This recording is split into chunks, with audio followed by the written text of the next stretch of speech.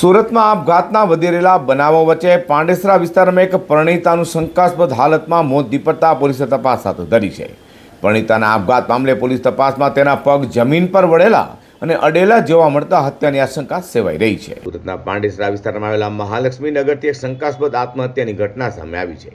અહીં 25 વર્ષીય ઇન્દિરાબેન બારિયા નામની પરણિતાનો મૃતદેહ તેમના જ ઘરમાં ગળે ફાંસો ખાધેલી હાલતમાં મળી આવ્યો હતો. જો કે આ ઘટનામાં સૌથી મોટો વળાંક ત્યારે આવ્યો જ્યાં મૃતક મહિલાના પગ જમીને અડેલી હાલતમાં જોવા મળ્યા હતા. આ સ્થિતિને જોતા સ્થાનિકો અને પરિવારમાં અનેક કુશંકાઓ જન્મી છે.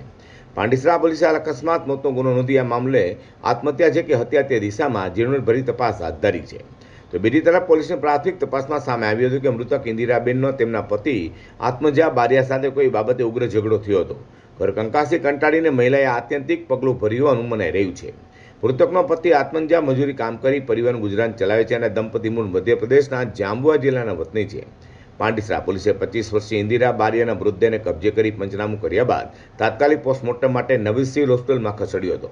પોલીસ અધિકારીએ કહ્યું હતું કે પોસ્ટમોર્ટમનો રિપોર્ટ આવ્યા બાદ જ મોતનું સાચું કારણ સ્પષ્ટ થશે.